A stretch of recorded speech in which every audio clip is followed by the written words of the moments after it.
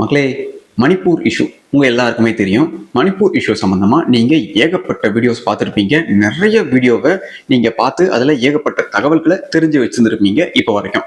ஆனா எந்த ஒரு வீடியோலையுமே உண்மையான மணிப்பூர் இஷ்யூ என்னன்னு இது வரைக்கும் சொல்லலைன்னு சொன்னா உங்களால நம்ப முடியாது. பட் அதுதான் உண்மை. எல்லா வீடியோலையும் இடதுசாரிகளுடைய ஐடியாலஜியை மையப்படுத்தி மோடி தான் இதுக்கு காரணம், பிஜேபி தான் காரணம், ஆர்எஸ்எஸ் தான் காரணம்னு எல்லாருமே பேசி வச்சிருப்பாங்களே தவிர உண்மையான காரணத்தை யாருமே இது வரைக்கும் சொல்லியிருக்க மாட்டாங்க. யாராவது இப்ப நான் சொன்ன மாதிரி எந்த வீடியோலையாவது மோடி தான் காரணம், ஆர்எஸ்எஸ் தான் காரணம், இது எல்லாத்துக்குமே அவங்க தான் மூல காரணமா இருந்து இந்தியாவை சர்வதேச அளவில் தலைகுனிய வைத்து விட்டார்கள்னு சொல்லி யாராவது வீடியோ போட்டிருந்தாங்கன்னா அதை நீங்க பார்த்துருந்தீங்கன்னா அவங்களுடைய வீடியோஸை இன்னியோட பார்க்கறத நிறுத்திடுங்க. ஏன்னா அவங்களுக்கு உண்மையான வரலாறும் தெரியாது, இந்தியாவை சுற்றி நடக்கும் அரசியலும் தெரியாதுன்னு தான் அர்த்தம். அதனால அது மாதிரியான நபர்கள் போடக்கூடிய வீடியோஸை நீங்க பார்க்கறத தவிர்த்துருங்க. மணிப்பூர் இஷ்யூ பத்தி நாம தெரிஞ்சுக்கிறதுக்கு முன்னாடி மணிப்பூர் நம்ம மேப்ல இந்த பூமியில கரெக்டா புவியியல் ரீதியா எங்க லொகேட் ஆகிருக்குன்னு நாம தெரிஞ்சுக்கணும். மணிப்பூர், நாகாலாந்து, மிசோரம் இந்த 3 மாகாணங்களும் எப்படி இருக்குன்னு பாத்தீங்கன்னா அதுக்கு பக்கத்துல இருக்கிறது தான் மியான்மர். அதுக்கு பக்கத்துல தான் இந்த இந்தியாவுடைய 3 மாநிலங்களும் இருக்கு. மியான்மருக்கு பக்கத்துல இருக்கிறது லாவோஸ், தாய்லாந்து. மியான்மருக்கு மேல இருக்கிறது சைனா. இதுக்கு பக்கத்துல இருக்கிறது வியட்நாம். இந்த மியான்மர், லாவோஸ், தாய்லாந்து, வியட்நாம் சைனாவுடைய யுனான் ப்ராவின்ஸ். இதை என்ன சொல்லுவாங்கன்னா த கோல்டன் ட்ரையாங்கிள். கோல்டன் ட்ரையாங்கிள்னா என்னன்னு பாத்தீங்கன்னா drug capital of the world. அதைத்தான் கோல்டன் ட்ரையாங்கிள்னு அவங்க பேர் வச்சிருக்காங்க. இது நிறைய பேருக்கு தெரிஞ்சிருக்க வாய்ப்பு கிடையாது. இது பத்தி ஒரு யூடியூபர் கூட, ஏன் நம்மளுடைய நியூஸ் சேனல்ஸ் கூட சொல்லியிருக்க வாய்ப்பே கிடையாது, சொல்லியிருக்க மாட்டாங்க. இதை நான் 100% உறுதியாக சொல்லுவேன். இதுதான் இந்த மியான்மர் பிரச்சனைக்கு காரணம். இங்கேருந்து தான் இந்த பிரச்சனை ஆரம்பமாகுது. இந்த கோல்டன் ட்ரையாங்கிளுக்கும் மியான்மருக்கும் என்ன சம்பந்தம்? இந்த கோல்டன் ட்ரையாங்கிள் ஒரு ட்ரக் கேபிட்டலா இருக்கு. இந்த ட்ரக் கேபிட்டலுக்கு பக்கத்திலேயே நம்ம இந்தியாவுடைய பார்டர் ஸ்டேட்ஸும் இருக்கு.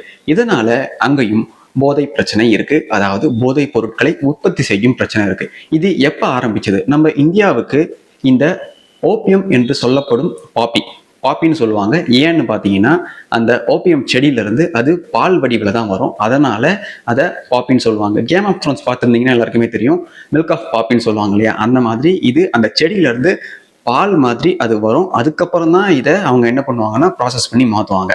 அதனால ஓபியமை பாப்பின்னு தான் சொல்லுவாங்க. நம்ம பாப்பின்னே சொல்லுவோம்.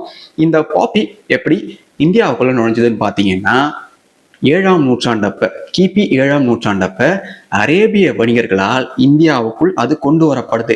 எதுக்குன்னு பார்த்தீங்கன்னா மருத்துவ பயன்பாட்டிற்காக. அதை பார்த்த நம்ம இந்தியர்கள் மருத்துவ பயன்பாட்டிற்காக அதை எடுத்துக்கிட்டாங்க, அதை பயன்படுத்த ஆரம்பிச்சாங்க. இப்படியே 7ஆம் நூற்றாண்டிலிருந்து 10ஆம் நூற்றாண்டு வரைக்கும் அவங்க என்ன பண்ண ஆரம்பிச்சாங்கன்னா இந்த பயன்பாட்டையும் தாண்டி விதைக்க ஆரம்பிச்சாங்க. எதை? ஓபியமை விதைக்க ஆரம்பிச்சாங்க. விதைச்சி அறுவடை பண்ண ஆரம்பிச்சாங்க. எதுக்கு? அதே மருத்துவ குணத்திற்காக, மருத்துவ பயன்பாட்டிற்காக மட்டும்தான் இருந்தது. ஆனா இதுக்கப்புறம் இஸ்லாமிய ஊடுருவல் நம்ம இந்தியாவுக்குள்ள நடந்துச்சு. அவங்க இந்தியாவில் ஒரு சில பகுதியை கைப்பற்றியதும் என்ன பண்ணாங்கன்னா கொஞ்ச நாள் அமைதியா இருந்தாங்க. அதுக்கப்புறம் 16ஆம் நூற்றாண்டிலிருந்து 17ஆம் நூற்றாண்டுல தான் இவங்க இந்த பாப்பியோடைய வேல்யூவை தெரிஞ்சுக்க ஆரம்பிச்சாங்க. என்னடா இது மருத்துவ குணத்தையும் தாண்டி இதுக்கு இவ்வளவு மதிப்பு இருக்கா? அதனால இதை நாம லாபத்துக்காக பயன்படுத்தியே ஆகணும், இதை வச்சு பணம் பார்த்தே ஆகணும்னு முடிவு பண்ணாங்க. அப்படி முடிவு பண்ணி என்ன பண்ணாங்கன்னா இந்த ஓபியம் செடியை ஸ்டேட் மொனோபலிக்குள்ள கொண்டு வந்து இதை ட்ரேட் கமாடிட்டியில முக்கியமான பொருளா மாத்தினாங்க. அதை வச்சு லாபம் சம்பாதிச்சாங்க. இதுக்கப்புறம் ஆங்கிலேயர்கள் வந்தாங்க. 1757ஆம் ஆண்டு பேட்டில் ஆஃப் பிளாசி மூலமா அவங்க ஜெயிச்சதும் இந்தியாவில் இஸ்லாமியர்கள் மாதிரி இவங்க ஒரு சில இடங்களை கைப்பற்றினாங்க. கைப்பற்றியதும் இவங்க என்ன பண்ணாங்கன்னா இந்த ஓபியம் செடிகள் இருக்கு இல்லையா, இதை எங்கெல்லாம் அறுவடை பண்ணாங்களோ, எங்கெல்லாம் விவசாயம் பண்ணாங்களோ அந்த இடங்களில் இவங்க மிகப்பெரிய தொழிற்சாலைகளை கட்டினாங்க. எதுக்கு? இதை அறுவடை பண்ணி இதை இவங்க இன்னும் பன்மடங்கு லாபம் பார்க்க, பன்மடங்கு இதை உற்பத்தி செய்ய இவங்க தொழிற்சாலைகளே நிறுவனாங்க நம்ம இந்தியாவுக்குள்ள. இங்க இந்தியாவில் இருக்க செகுலரிச தற்குறிகளும் இந்தியாவுடைய பழமை தெரியாத, இந்தியாவுடைய வரலாறு தெரியாத தற்குறிகளும் என்ன சொல்லுவாங்கன்னா இந்த ஆங்கிலேயர்கள் வந்துதான் நம்மளை வாழ வச்சாங்க, நமக்கான எல்லாத்தையுமே கற்றுக் கொடுத்தது அவங்க தான், நம்மளை ஜட்டி போட வச்சது அவங்க தான், நம்மளை பனியன் போட வச்சது அவங்க தான் உருட்டிட்டு இருப்பாங்க. ஆனா இந்த மாதிரியான தற்கூரிகளுக்கு இப்பேற்பட்ட விஷயம் நடந்தது தெரியவே தெரியாது. தொழிற்சாலைகளை நிறுவிட்டாங்க. ஆனா அதுல யார் வேலை பார்ப்பா? இந்தியாவில தானே அங்க நிறுவிருக்காங்க. அதனால என்ன பண்ணாங்கன்னா, இந்தியாவில் இருந்த விவசாயிகள், அங்க இருந்த அந்த சுற்றுவட்டாரத்தில் இருந்த விவசாயிகளையும் அங்கிருந்த இந்திய மக்களையும் இவங்க வலுக்கட்டாயமா ஃபோர்ஸ் பண்ணி கொடுமை பண்ணி அதுல 24/7 வேலை வாங்கியிருக்காங்க. அங்க மேசிவ் அமௌண்ட் ஆஃப் ப்ரொடக்ஷன் நடந்திருக்கு இந்த பாப்பி. இதை எங்க கொண்டு போனாங்க? எதுக்கு இவங்க இவ்வளவு உற்பத்தி பண்ணணும்? அதை யார்கிட்ட வித்தாங்க? அது ஒரு தனி வீடியோ. அதை நாம தனி டாபிக்காவே ஒரு வீடியோல பார்க்கலாம். இப்போ இந்த ஆப்பியம் இப்படிதான் வந்ததுன்றது தான் இங்க வரலாறு. இது நீங்க தெரிஞ்சுக்கணுன்றதுக்காக தான் அரேபியர் காலத்திலிருந்து இப்ப வரைக்கும் அது எப்படி இந்தியாவில் தன்னுடைய நிலையை அது தக்க வச்சதுன்றதுக்காக தான் இந்த கதையை சொன்னேன். இப்போ மணிப்பூர்ல என்ன பிரச்சனை? இந்த பாப்பிய மலைப்பகுதிகளில் தான் இவங்க என்ன பண்ணுவாங்கன்னா விளைவிப்பாங்க. அப்ப அந்த இடத்துல வாழக்கூடிய இந்த மலைவாழ் மக்களை இந்த பிரிட்டிஷ்காரங்க என்ன பண்ணாங்கன்னா தொழிற்சாலைகளில் வேலைக்கு வலுக்கட்டாயமா அனுப்புனாங்க. அப்ப இவங்களை கன்வெர்ட் பண்ணவும் ஆரம்பிச்சாங்க.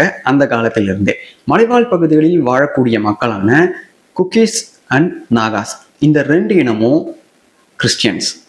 மைத்தீஸா இருக்கக்கூடியவங்க ஹிந்துஸ். இதுல மைத்தீஸ் தான் 53% மெஜாரிட்டியா இருக்கக்கூடிய மக்கள். ஆனா 53% மெஜாரிட்டியா இருக்கக்கூடிய மக்கள் லெஜிஸ்லேட்டிவ் அசம்பிளிலையும் மெஜாரிட்டியா இருக்கிற மக்கள் வெறும் 10% நிலங்கள் இருக்கக்கூடிய இம்பால் வேலியில மட்டும்தான் அவங்களுடைய ஆளுமை செல்லுபடி ஆகும். அதை தாண்டி மீதி இருக்க 90% இந்த மலைப்பகுதிகள் தான். இந்த மலைப்பகுதிகளில் இருக்கிறது யாருன்னு பார்த்தீங்கன்னா இந்த குக்கீஸ் அண்ட் நாகாஸ். இவங்க 2 பேருமே, இந்த 2 இனமுமே கிறிஸ்தவத்தை மையப்படுத்தியது. இவங்க 2 பேருடைய வேலை என்னன்னா, இந்த பாப்பி கல்டிவேஷன் இருக்கு இல்லையா, இதை இவங்க சரியா வழிநடத்தி அதை உலகளாவிய போதை பயன்பாட்டிற்காக இவங்க இங்க இருந்து நாடு கடத்தணும். இதுதான் உண்மையாவே மணிப்பூர்ல நடந்துட்டு வர விஷயம். இது நிறைய பேருக்கு தெரியவே தெரியாது இப்படி ஒரு சம்பவம் அங்க நடக்குதுன்றதே. இங்க 53% இருக்கக்கூடிய மைத்தீஸுடைய ஆளுமை வெறும் 10% நிலத்தில் மட்டும்தான் செல்லுபடியாகும். ஆனா மீதி 90% நிலத்தில் வாழக்கூடிய இந்த வேலையை செய்யக்கூடிய குக்கீஸ் அண்ட் நாகாஸ், அந்த இடத்துல இவங்களுடைய ஆளுமை செல்லுபடியே ஆகாது. அதாவது பாப்பி எங்க விளையுதுன்னு சொன்ன மலையில விளைவிக்கிற வேலையை இவங்க தான் பார்ப்பாங்க. இவங்களுடைய ஆளுமை தான் அந்த இடத்துல இப்போ வரைக்குமே இருக்கு. இந்தியாவில் நமக்கே தெரியாம மணிப்பூர்ல பாஜக தான் இது மாதிரியான மத மோதல்களை உருவாக்கிடுச்சுன்னு சில தற்கொலைகள் சொல்றாங்க இல்லையா, அவங்களுக்கே தெரியாத மிகப்பெரிய நிழல் உலக போதை மாஃபியா இங்கே இருக்கு. அதுதான் இங்க மிகப்பெரிய பிரச்சனையாவே பன்னெடுகாலமா இருந்துட்டு வருது. ஆனா அதை இந்த இந்திய அரசாங்கம் கண்டுக்கவே இல்லை. இதுதான் அங்க முக்கிய பிரச்சனையாவே இருக்கு. இப்ப நான் சொன்னேன் இல்லையா, நல்லா யோசிச்சு பாருங்க. 53% இருக்கக்கூடிய அரசியலில் ஆளுமை இருக்கக்கூடிய ஒரு இனத்தால மீதி இருக்க 90% நிலத்தில் அவங்க நினைச்ச எதையுமே பண்ண முடியாது. சும்மா போயிட்டு வரலாம். ஆனா அதுவுமே அங்க அவ்வளவு பெரிய ஆபத்தான ஒரு சூழல்ல தான் கொண்டு போய் விடும்னு அங்க இருக்க மக்களே சொல்றாங்க. அதனால இவங்களுடைய வாழ்க்கையை வெறும் இந்த 10% நிலத்துக்குள்ளேயே இவங்க கட்டமைச்சு வச்சிருக்காங்க. ஏன்னா அங்க தனி சாம்ராஜ்யமே நடந்துட்டு இருக்கு. எப்போத்துல இருந்து என்னைக்கு இந்த பாப்பியை கல்டிவேட் பண்ண ஆரம்பிச்சாங்களோ, என்னைக்கு பிரிட்டிஷ்காரங்க இதை ஒரு தொழிற்சாலையா மாத்தி இதை விற்க ஆரம்பிச்சாங்களோ, அன்னையிலிருந்தே இது மிகப்பெரிய வர்த்தகமாகவே நிழல் உலகில் நடந்துட்டு இருக்கு. இந்த விஷயம் இந்தியாவில் இருக்கக்கூடிய சென்ட்ரல் கவர்மெண்ட்டுக்கு நல்லாவே தெரியும். ஆனாலும் அதை பத்தி கேர் பண்ணிக்கவே இல்லை. யார் கேர் பண்ணிக்கல? காங்கிரஸ். இதனாலதான் நான் திரும்ப திரும்ப சொல்றேன், காங்கிரஸ் பண்ண தவறுகளை இங்க இருக்க யாருமே பேசுறது கிடையாது. அவங்க பண்ண தவறெல்லாம் கொஞ்சம் நெஞ்சம் கிடையாது. பல தலைமுறைகளை பாதிக்கக்கூடிய அளவுக்கான தவறுகளை அவங்க செஞ்சு வச்சிருக்காங்க. அதை கொஞ்சம் கொஞ்சமா இவங்க சரி பண்ணிட்டு இருக்காங்க. யாரு? இந்த பிரச்சனைக்கு காரணம் பிஜேபி தான், மோடி தான், பாஜக தான், இந்துத்துவா தான் சொல்லிட்டு இருக்காங்க இல்லையா, அவங்க தான் இதை கொஞ்சம் கொஞ்சமா சரி பண்ணிட்டு இருக்காங்க. அது தெரியாம காங்கிரஸ் கட்சிக்கு எப்பவும் போல வெளியே இருந்து வரும் இல்லையா ஆதரவு, அந்த ஆதரவின் பெயரில் அவங்க கொடுக்கக்கூடிய ஃபண்டிங்ல வாழக்கூடிய சில அல்லு சில்லுகள் எப்பவும் போல இது என்ன பண்ணி விட்டாங்கன்னா, இந்த பிரச்சனைய வேற மாதிரி திசை திருப்பி இதுக்கு காரணம் இவங்க தான் அப்படின்னு பாஜக மேல முத்திர குத்திட்டாங்க. ஆனா இந்த பிரச்சனை இந்தியாவுக்குள் நடக்கும் பிரச்சனை. ஆனா அது இந்தியாவுக்கு சம்பந்தமே இல்லாத பிரச்சனை. இதான் நீங்க புரிஞ்சுக்கணும். ஏன்னா இந்த பிரச்சனை ட்ரக் ரிலேட்டட் பிரச்சனை. இதுல இருக்க அந்நிய சக்திகளால இங்க நடந்த ஒரு விஷயத்த ஏத்துக்க முடியல. அது என்ன விஷயம்னு பாக்குறதுக்கு முன்னாடி ஒரு சில விஷயத்த முன்னாடி பார்த்துருவோம். பார்த்துட்டு அந்த விஷயத்துக்கு வருவோம். எப்படி நம்ம இந்தியர்களுக்கே தெரியாம இப்படி ஒரு நிழல் உலக மாஃபியா இயங்கிட்டு வருது. இதனால் வரைக்கும் இந்த மாதிரியான விஷயம் நான் கேள்விப்பட்டதே இல்லையா ப்ரோ, இது உண்மையா ப்ரோன்னு நிறைய பேர் யோசிக்க சந்தேகப்பட வாய்ப்புகள் உண்டு. ஆனா இது 100% உண்மை. இது நம்மளுடைய மத்திய அரசாங்கத்துக்கு தெரியும். இங்க இன்னொரு விஷயத்த சொல்றேன், அதை கேட்டா உங்களுக்கு தெளிவா புரியும். மைத்திஸுடைய பெர்சன்டேஜ் 53% சொன்னேன் இல்லையா? 53% பாப்புலேஷன் இருக்கு. அதுவும் இல்லாம சட்ட ரீதியாகவும் அவங்க மெஜாரிட்டியா இருக்காங்க. ஆனா அவங்க வாழக்கூடிய நிலம் 10% இருக்கு.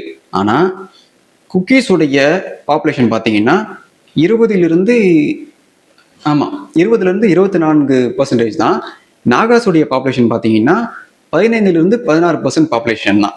பார்த்துக்கோங்க, இவங்களை சேர்த்தா கூட மைத்தீஸ் அளவுக்கு இவங்களுடைய பாப்புலேஷன் கிடையாது. ஆனா இவங்க வாழக்கூடிய நிலங்களுடைய அளவு பார்த்தீங்கன்னா 90% மணிப்பூர் நிலங்களில் இவங்க தான் ஆளுமை பண்ணிட்டு இருக்காங்க.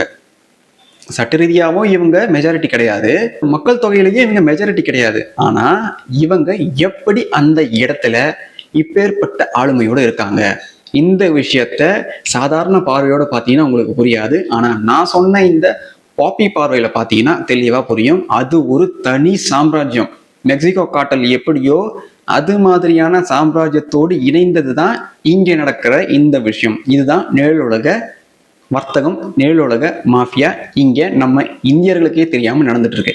இது தெரியாம மோடி தான் காரணம், பாஜக தான் காரணம்னு எப்பேற்பட்ட தற்குறிகள் எந்த விஷயமும் தெரியாம இது மாதிரியெல்லாம் பேசிட்டு இருக்கிறாங்க.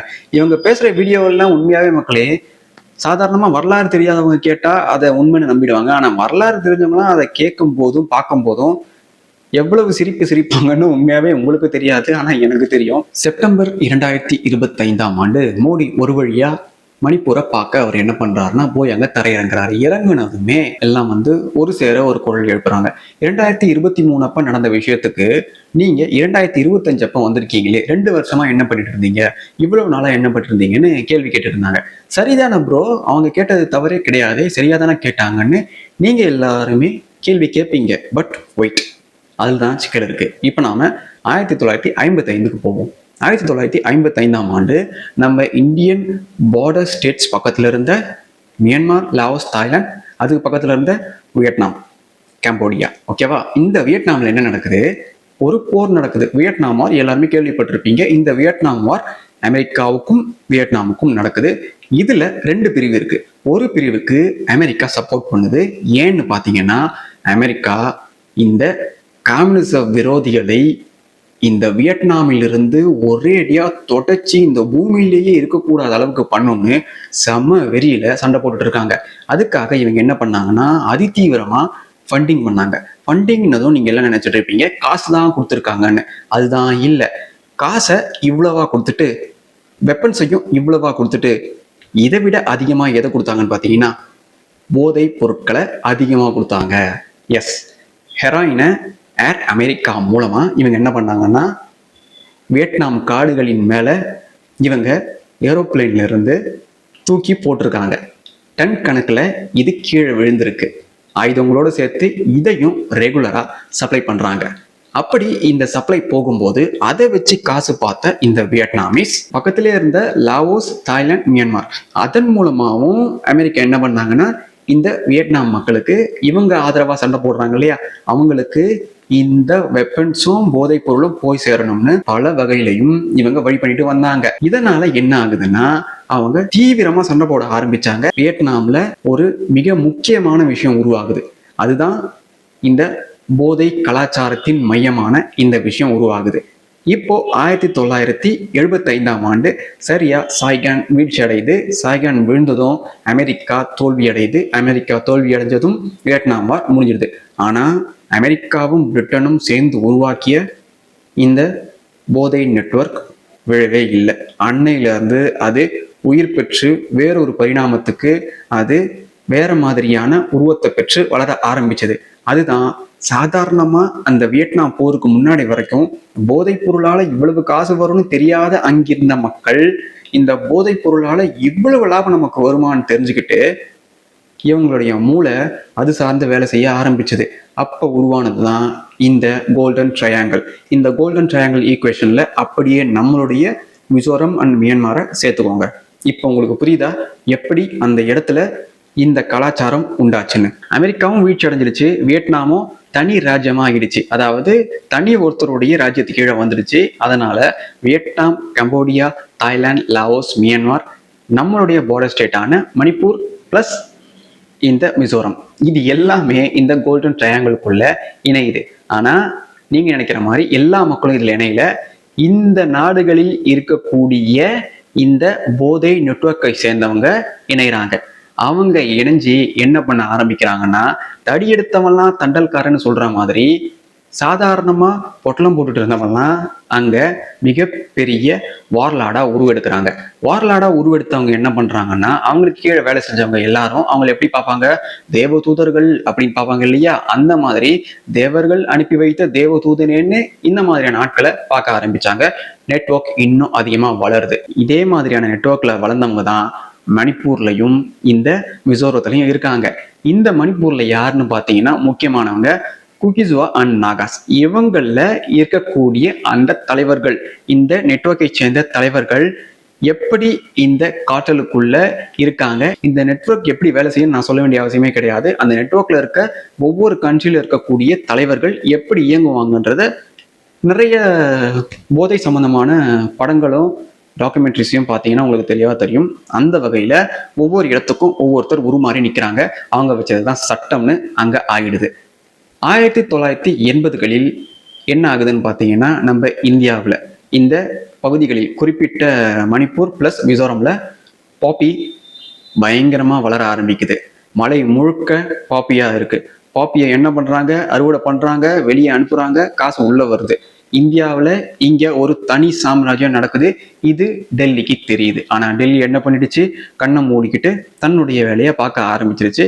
இது ஒரு பிரச்சனையே இல்லைன்னு டெல்லி கண்ணை கூடாக்கிட்டு அது பாட்டுன்னு இருந்திருக்கு. இந்த விஷயம் தொடர்ந்து போய்கிட்டே இருந்திருக்கு. எப்போ வரைக்கும் பார்த்தீங்கன்னா 2019 ஆண்டு வரைக்கும் இதை யாருமே தடுக்கவே இல்லை. ஏன்னா இதை தடுக்கக்கூடிய அளவுக்கு சக்தி யாருக்குமே கிடையாது இந்தியாவிலேயே. இது இந்தியாவை மட்டும் பாழ்படுத்துதான்னு பார்த்தீங்கன்னா கிடையாது. இது உலகத்தில் இருக்க எல்லா மக்களையும் போதை மூலமா இது அழிக்குது. ஸோ 2019 ஆண்டு ஒரு நிகழ்ச்சி நடக்குது. என்ன ப்ரோ சொல்ற? 2019 2014 ஆண்டே மோடி ஆட்சிக்கு வந்துட்டாரு. அவர் இதெல்லாம் பார்த்துட்டு சும்மா இருந்தாரா? என்ன ப்ரோ பிஜேபிக்கு முட்டு கொடுக்குறியே, நீ இந்த 5 வருஷத்தை எப்படி ப்ரோ மறந்த? நீ முட்டு கொடுக்குறியா அப்படின்னு நிறைய பேர் கேட்கலாம். பட் இந்த 2014 ஆட்சிக்கு வந்ததுமே இந்த விஷயங்கள் நடக்கிற எல்லாத்தையுமே பிஜேபி வேடிக்கை தான் பார்த்துட்டு இருந்தது. ஏன்னா அவங்களால உடனே எதுவுமே செய்ய முடியாது. ஏன்னா இதனுடைய வரலாறு எங்கிருந்து ஆரம்பிக்குது? கிபி 7ஆம் நூற்றாண்டிலிருந்து ஆரம்பிச்சு 1955 ஒரு ஸ்ட்ரக்சரா உருவாகி, அதுக்கப்புறம் 1975 இது மிகப்பெரிய நெட்வொர்க்கா ஃபார்ம் ஆகி இப்போ வரைக்குமே அதை யாராலையுமே தொட முடியாத நிலையில தான் 2014 ஆண்டுல மோடி வந்தப்பவும் இருந்துச்சு. அதனால எடுத்தோம் கவுத்தோன்னு எந்த அரசாங்கத்தாலையும் இந்த விஷயத்துல இறங்கி டக்குன்னு கேஜிஎஃப் படத்துல வர மாதிரி எல்லாம் எதையுமே பண்ணிட முடியாது. அதனால இவங்க ஆட்சிக்கு வந்ததும் 5 வருஷம் இதை ஃபாலோ பண்ணிட்டு இருந்தாங்க. ஏன்னா ஒண்ணுமே பண்ண முடியாது. இது மிகப்பெரிய நெட்வொர்க். இதுக்கு பின்னாடி அமெரிக்காவும் இருக்கு, பிரிட்டனும் இருக்கு. ஸோ அவங்கள பகைச்சுக்கிட்டு ஆட்சிக்கு வந்த அந்த முதல் 5 வருஷத்துலயே எதுவுமே பண்ண முடியாது. இது வரலாறு தெரிஞ்சவங்களுக்கும் அரசியல் தெரிஞ்சவங்களுக்கும் நல்லாவே தெரியும். எடுத்தோம் கவுத்தோன்னு நாம படத்துல பண்ற மாதிரி எல்லாம் ஒண்ணுமே பண்ணிட முடியாது. அதனால 5 வருஷம் பொறுமையா இருந்தாங்க. 2019 ஆண்டு பிஜேபி அரசு மிகப்பெரிய தவற ஒண்ணு பண்ணிட்டாங்க. உண்மையாவே நீங்க எல்லாம் என்ன எதிர்பார்த்தீங்களோ, ஏன் இவர் ஆக்ஷன் எடுக்கல? இவர் ஒரு பிரதமரா நம்மளுடைய மக்களை பாதுகாக்கணும் இல்லையா? அதனால இவர் இந்த ஆக்ஷன்லாம் எடுக்கணும்னு நீங்க எல்லாம் நினைச்சிட்டு இருப்பீங்க இல்லையா? நினைச்சீங்க இல்லையா? 2014 ஏன் பண்ணலன்னு கேள்வி கேட்கணும்னு உங்களுக்கு தோணுச்சு இல்லையா? அதன் மாதிரி என்ன பண்ணாருன்னா 2019 5 வருஷம் அமைதியா இருந்தவங்க இன்னும் 5 வருஷம் கூட அமைதியா இருந்திருக்கலாம். ஆனா அமைதியா இல்லாம 2019 ஆண்டு ஒரு சம்பவத்தை பண்றாங்க. 2019 ஆண்டு மோடியுடைய பார்வையும் சென்ட்ரல் கவர்மெண்டுடைய பார்வையும் எங்க போகுதுன்னா ஈஸ்டை நோக்கி போகுது. குறிப்பா இந்த மாநிலங்களை மையப்படுத்தி அவங்களுடைய பார்வை செயல்படுது. அதுல இருந்த எல்லாத்தையும் தெரிஞ்சுக்கிறாங்க. அங்க என்னென்ன நடக்குதுன்னு எல்லாத்தையுமே கடந்த 5 வருஷத்துல தெரிஞ்சவங்க இங்க ஆட்சியை பிடிக்கணும்னு தீவிரமா செயல்படுறாங்க. இந்த விஷயம் மேலிடத்துக்கு போகுது, அதாவது சிஐஏவுக்கு போகுது. தெரிஞ்சதும் என்னதான் நடக்க போகுதுன்னு வெயிட் பண்ணி பாக்குறாங்க. 2020ஆம் ஆண்டு பாஜக மணிப்பூரை கைப்பற்றியதும் சிஎம் பைரன் சிங் தலைமையில் என்ன பண்றாங்கன்னா பாப்பி கல்டிவேட் பண்ணக்கூடிய 15,000 ஏக்கர் நிலத்தை இவங்க கொளுத்துறாங்க. இதன் மூலமா 3000 கோடிக்கு மேல லாபம் இவங்களுக்கு வராமலே போகுது. யாருக்கு? இதன் மூலமா யாருக்கு லாபம் போகுமோ அவங்களுக்கு. ஸோ டைரக்டா சொல்லணும்னா அது சிஐஏவுக்கு. செம்ம கடுப்பாகிறாங்க, வயிறு எறிகிறாங்க. என்ன பண்றது, ஏதாவது பண்ணியே ஆகணும்னு. எனக்கு எரியிற மாதிரி உனக்கும் எரியணும், நீ எவ்வளவு தைரியம் இருந்தால் எங்கள் நெட்ஒர்க்கில் கை வைப்பேன்னு ஒரு ரெஸ்பான்ஸ் பண்ணுறதுக்காக இவங்க என்ன பண்ணுறாங்கன்னா மியான்மர் வழியாக ஆயுதங்களை இந்த குக்கீஸ் மக்களுக்கு கடத்துறாங்க. அதுலேயும் அது கூட இன்னொரு நாடு ஜாயிண்ட் ஆயிடுச்சு. அது யாருன்னு பார்த்தீங்கன்னா சைனா. எனிமிக்கு எனிமி நண்பன் அப்படின்ற மேக்கவெலன் பிரின்சிபலை இவங்க அந்த இடத்துல பயன்படுத்தி சைனா வியட்நாம் வார்ல யாருக்கு சப்போர்ட் பண்ணாங்கன்னு தெரிஞ்சாலே உங்களுக்கு தெரியும் ஏன் சைனா இங்க ஆயுதத்தை அனுப்பி இந்த பிரச்சனைக்கு இவங்களோட சேர்ந்து சப்போர்ட் பண்ணாங்கன்றது உங்களுக்கு தெளிவா புரியும். இதன் மூலமா ஆயுதம் இவங்களுக்கு வந்துருது. தெளிவா இவங்க எல்லாத்தையுமே பிளான் பண்ணி வெயிட் பண்ணிட்டு இருக்காங்க. எதுக்குன்னு பாத்தீங்கன்னா எப்படி தாக்குறதுக்கு ஒரு காரணம் வேணும் இல்லையா? அதனால இவங்க என்ன பண்ணாங்கன்னா ஹைகோர்ட்ல ஒரு பெட்டிஷன் போடுறாங்க. அதுதான் மைத்தீஸான எங்களுக்கு எஸ்டி ஸ்டேட்டஸ் வேணும்னு நாங்க கேட்கிறோம், அதாவது மைத்தி மக்கள் கேட்கறாங்கன்னு ஒரு பெட்டிஷன் ஹைகோர்ட்ல போடுறாங்க. இதன் மூலமா என்ன ஆகுதுன்னு பாத்தீங்கன்னா எஸ்டி ஸ்டேட்டஸ் யாருக்கு ஒதுக்கியிருக்காங்கன்னா நாகாஸ் அண்ட் குக்கீஸ். இவங்களுக்கு தான் இந்த எஸ்டி ஸ்டேட்டஸை ஒதுக்கி 90% நிலமான மணிப்பூரில் இருக்கக்கூடிய அந்த நிலத்தில் இவங்களுக்கு தான், இவங்களுடைய பூர்வீக நிலம், தாய் நிலம், அது இவங்களுக்கு தான் சொந்தம்னு சட்ட ரீதியாவே அவங்க எப்பவோ அதை அச்சடிச்சு வச்சிருக்காங்க. அதுல இருந்து இந்த மைத்தீஸ் எங்களுடைய ஸ்டேட்டஸை அவங்க கேட்டு எங்களுடைய நிலத்தை அவங்க பறிக்க பாக்குறாங்கன்னு தெளிவா ஒரு காரணத்தை வச்சு காய் நகர்த்தினாங்க. இது என்ன ஆகுதுன்னு பாத்தீங்கன்னா பயங்கரமா தவறா பரப்பப்படுது. இந்த மைத்தீஸ் நிலத்தை அபகரிக்க பாக்குறாங்கன்னு நியூஸ்ல பயங்கரமா காட்டு தீயா பரவுது. இதுதான் காரணம் அப்படின்னு, இதுதான் நேரம் அப்படின்னு என்ன பண்றாங்கன்னா இறங்குறாங்க. ஆயுதத்தை எல்லாத்தையும் தூக்கிட்டு இறங்குறாங்க. 2023 இந்த பிரச்சனை சூடு பிடிக்குது. அதுதான் சிவில் வார். போலீஸ் ஸ்டேஷன் சூறையாடப்படுது, பெண்கள் கொடுமைக்குள்ளாக்கப்படுறாங்க, சின்ன பசங்க கையில ஆயுதங்கள் கொடுக்கப்படுது. இவங்க யாரை எதிர்த்து இது எல்லாத்தையும் பண்ணாங்கன்னு பார்த்தீங்கன்னா மைத்தீஸை எதிர்த்து. ஏன் மைத்தீஸை எதிர்த்து பண்ணணும் யோசிச்சா அவங்களுக்கே புரியும். ஆனா நிறைய பேர் அதை பண்ண மாட்டீங்கன்றதால அந்த காரணத்தையும் சொல்றேன். பாஜக இங்க 2020 ஜெயிக்க காரணம் மைத்தீஸ். ஏன்னா மைத்தீஸுடைய பாப்புலேஷன் 53%, இவங்களுடைய பாப்புலேஷன் ரொம்ப கம்மி.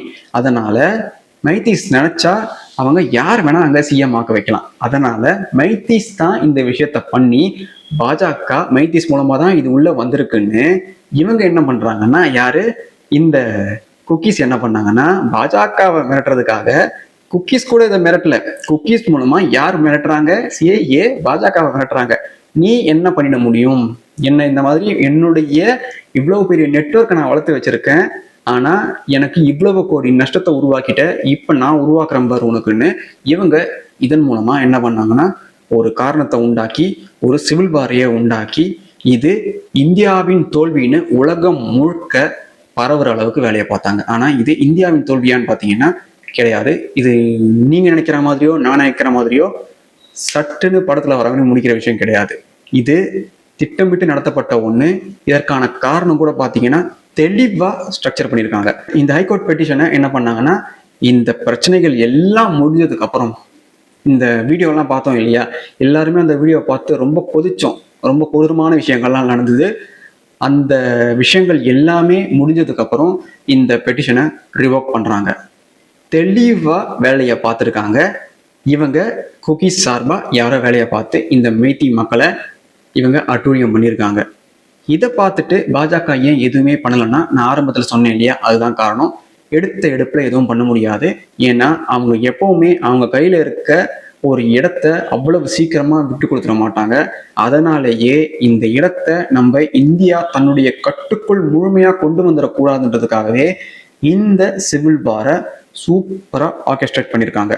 அதுவும் இவங்க நினைச்ச மாதிரியே இங்க இருக்கக்கூடிய உள்ளுறுப்பிகளால இது இந்தியாவின் தோல்வின்ற மாதிரியே கட்டமைச்சிட்டாங்க. நம்ம எல்லாம் நினைச்சிட்டு இருக்கோம் இது பாகிஸ்தானுக்கும் இந்தியாவுக்கும் நடக்கிற தீவிரவாத போர் மாதிரி நினைச்சிட்டு இருக்கோம். அது கிடையாது. இது தீவிரவாத போரையும் தாண்டி மிக கொடூரமான போதை போர். இதுல பல லட்சம் கோடி வருவாய் பல பேருக்கு போய் சேரும், பல நாடுகளுக்கும் இதுல பங்கிருக்கு. அதனால இத சாதாரணமா பாகிஸ்தானை நாம் அடிச்ச மாதிரி எல்லாம் அடிச்சு முடிச்சிடவே முடியாது. இத நல்லா தெரிஞ்சுக்கிட்ட மத்திய அரசாங்கம் இந்த பிரச்சனை நடக்கும்போது அவங்களால ஒன்றும் பண்ண முடியல. ஏன்னா அவங்க பண்ண அந்த மிஸ்கால்குலேட்டட் விஷயத்துக்கான ரெஸ்பான்ஸ் தான் இது. அதனால மறுபடியும் எதையும் அவசரப்பட்டு நாம பண்ணிடக்கூடாதுன்னு தெளிவா பண்ணாம இருக்கிறாங்க. இப்பவுமே சிச்சுவேஷனை அவங்க பார்த்துட்டு தான் இருக்காங்க. இப்போ அங்க சிச்சுவேஷன் மாறி இருக்கு. என்ன மாறி இருக்குன்னு பாத்தீங்கன்னா, இப்போ மைத்தீஸ அந்த குக்கீஸ் அடிக்கல. இப்போ குக்கீஸ்க்கும் நாகாஸ்க்குமே சண்டை வந்துருச்சு. ஏன் அப்படின்னு யோசிச்சிங்கன்னா உங்களுக்கு இவங்களுடைய அமைதி ஏன்னு புரியும். அதனால இந்த விஷயம்தான் மக்களே மணிப்பூர்ல நடந்துச்சு. இவ்வளவு விஷயம் இந்த மணிப்பூர் பிரச்சனைக்கு பின்னாடி இருக்கு. நான் எப்பவும் சொல்ற விஷயம் தான் மக்களே இது. இந்த உலகத்துல இங்க மட்டும் கிடையாது, மணிப்பூர்ல மட்டும் கிடையாது. எங்க யாருக்கு எந்த விதமான கொடுமைகள் நடந்தாலும் அவங்களுடைய அனுமதி இல்லாம அது மிகப்பெரிய குற்றம் தான். அது பெண்களுக்காக இருந்தாலும் சரி, ஆண்களுக்காக இருந்தாலும் சரி, குழந்தைகளுக்காக இருந்தாலும் சரி, சிறுவர்களுக்காக இருந்தாலுமே சரி, முதியவர்களுக்காக இருந்தாலுமே சரி, எல்லாமே மிக கொடூரமான தவறுகள் தான். அதனால அந்த பெண்களுக்கு நடந்தது ஒரு குறிப்பிட்ட சமுதாயத்தின் மீது வேணும்னே நிகழ்த்தப்பட்ட இனப்படுகொலைன்னு இவங்க மாத்தி அமைச்சிட்டாங்க. ஆனா அது இனப்படுகொலையில கிடையவே கிடையாது.